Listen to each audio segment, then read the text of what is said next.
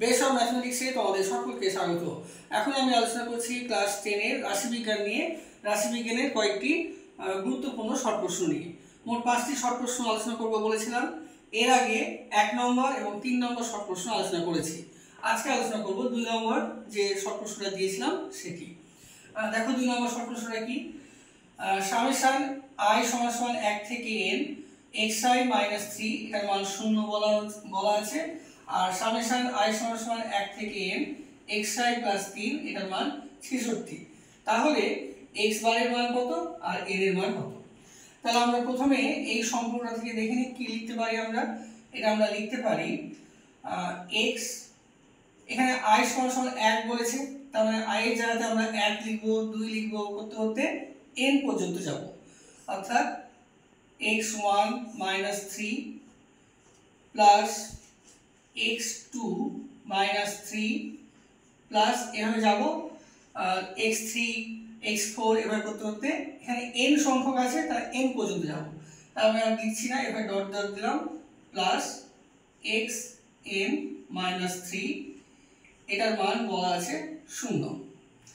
তাহলে আমরা এভাবে লিখতে পারি পরের লাইনে, এই যে x1 x2 x3 এগুলো আমরা একসাথে নিই, তাহলে আমরা করতে পারি এভাবে x1 plus x2 plus x3 plus x4 এভাবে করতে করতে xn পর্যন্ত। আর ওগুলো লেখার দরকার নেই, ডট ডট দিয়ে লিখলাম প্লাস xn, এগুলোকে একদিকে রাখলাম, ব্র্যাকেটের মধ্যে রাখলাম। আর কি হবে, এবার -3 -3 এভাবে কটি -3 হবে, n সংখ্যক হবে। তো -3 যদি 5টি থাকে তাহলে 5 দিয়ে গুণ করব, -3 যদি 10টি থাকে তাহলে 10 দিয়ে গুণ করব। এখন -3 আছে nটি, তাহলে -3 n সংখ্যক -3 এর সমষ্টি কত হবে, নিশ্চয় -3 কে n দিয়ে গুণ হবে, অর্থাৎ 3n হবে সমান 0। তাহলে অতএব আমরা x1 plus x2 plus dot dot dot দিয়ে xn এর মান পেলাম আমরা 3n। এটা আমাদের 1 নম্বর সমীকরণ।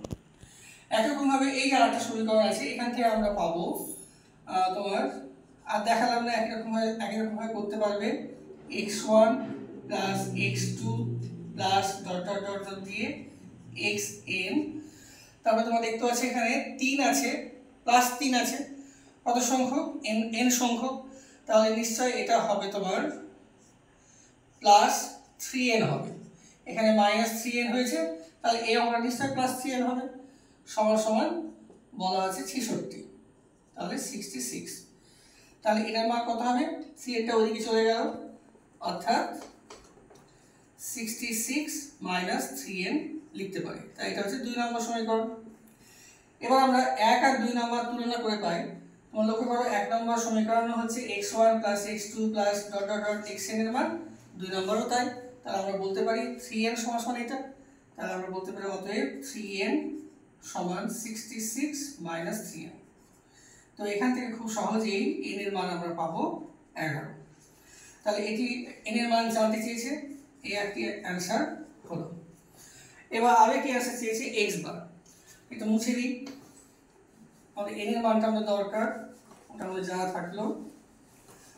আচ্ছা, এবার x বার মানে কি, এটাও আমরা এর আগে আলোচনা করেছিলাম।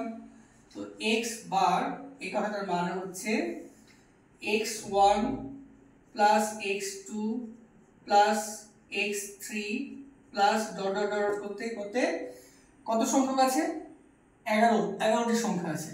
তাহলে আমরা লিখতে পারি 11টি সংখ্যা না লিখে আমরা এখানে n আছে, nই লিখছি, তাহলে তোমার প্লাস xn বাই n সমান। এবার এই যে এটার মান আমাদের 1 নম্বরে বলা আছে, কত বলা আছে, 3n, আর নিচে n, তাহলে n কেটে গেল, তাহলে হচ্ছে 3। তাহলে এভাবে আমরা x মানের মান পেলাম 3। তো এই ছিল আজকের অঙ্ক। আগামী পর্বে আরো একটি অঙ্ক নিয়ে আলোচনা করবো, তোমরা দেখতে থাকো। Thank you.